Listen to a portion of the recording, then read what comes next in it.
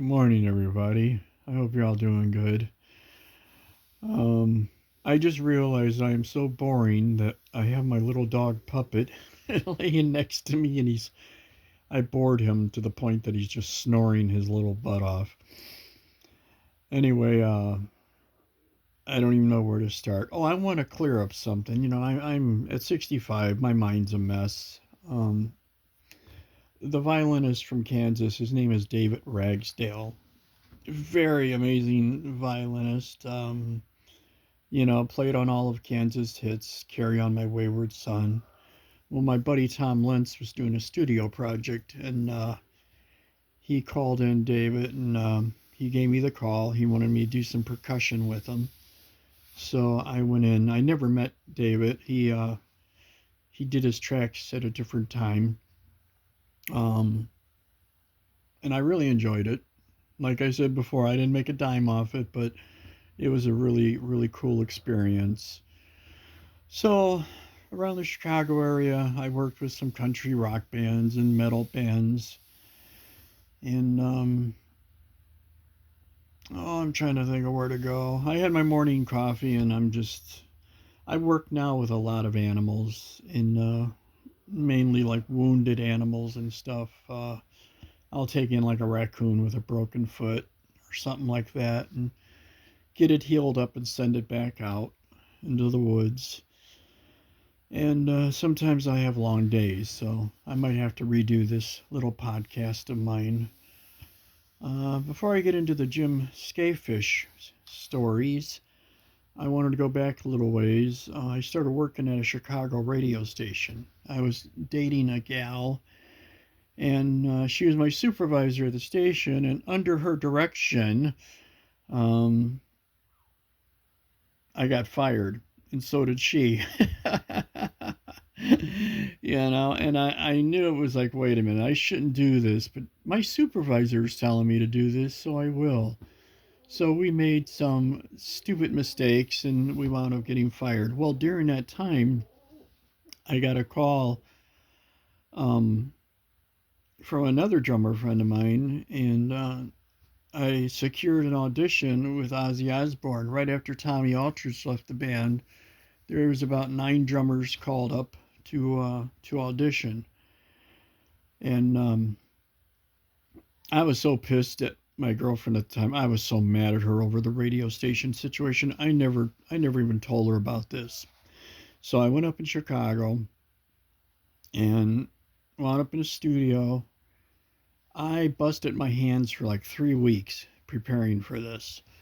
I went in, sat down. I was already told, you don't talk. You just go in, you play, and you leave. Simple as that. So I did that. Didn't meet Ozzy until later on that night.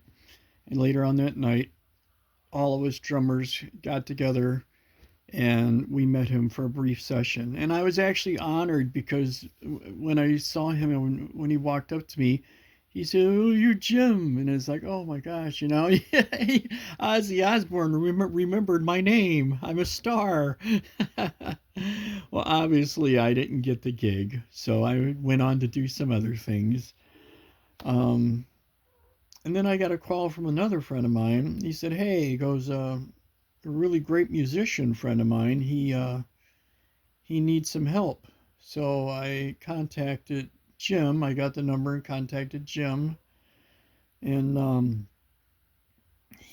Jim toured with. Oh my gosh, he's done some amazing things. He's toured with the Police.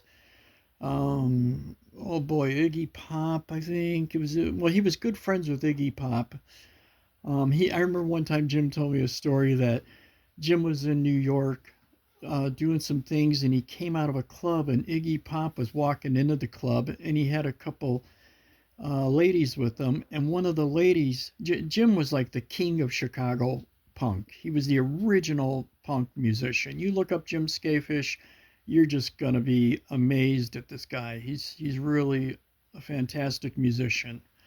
Well, as they crossed paths, one of Iggy's girlfriends said, "Oh, look at that freak." And Iggy Pop scolded her. Scolded her. He said, "Are you crazy? What the hell's wrong with you? This guy is one of the best musicians in the Chicago and the New York area. And him and Iggy were really good friends. And Iggy apologized to Jim and everything worked out. Another quick story Jim told me. Um, Sid Vicious from the Sex Pistols.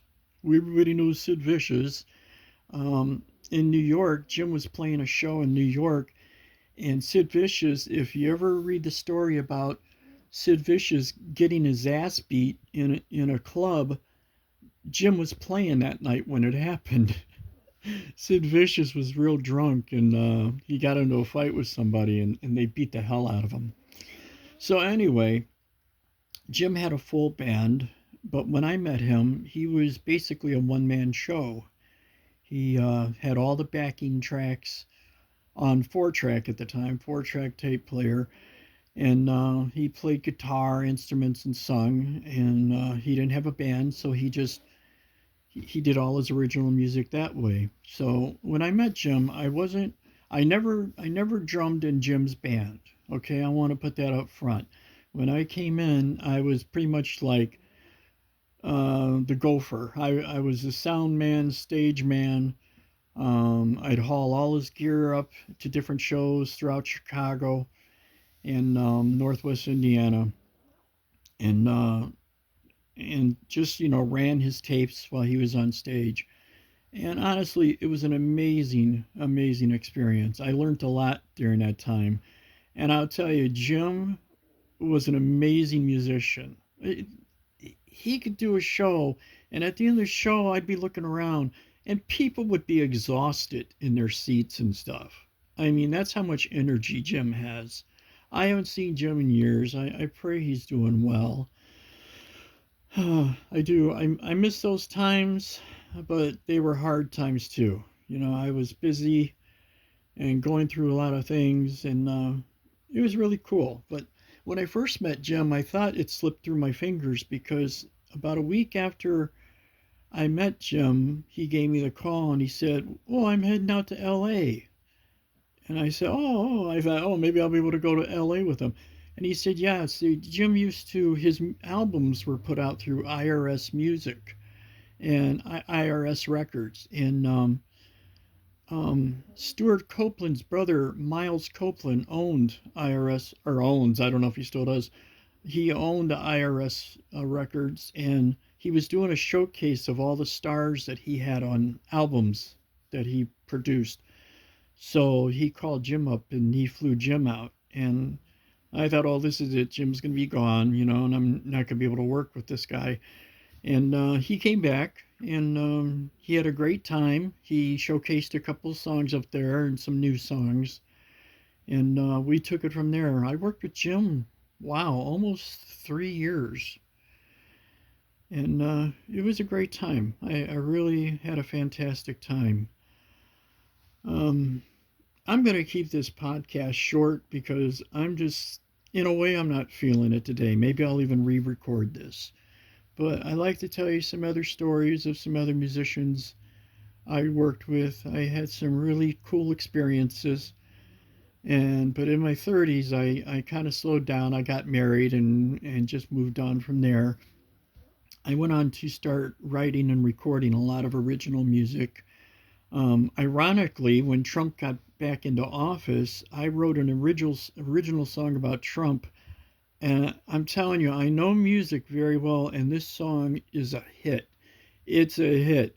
And with the direction Trump has gone in, I've never put it out. I never released it. But I've got some other songs I'm hoping to get in the studio and put some of my stuff out. Like every musician who writes and records music thinks their stuff is, going to be hit songs. But I've got a couple songs that I feel are very good, and I would love for you to hear them. So I'm hoping I get on track here and start working with them. Okay, I'm going to cut this now. I've got a long day, and there's so much I want to talk about. But I don't want to just use these little podcasts to hear myself think.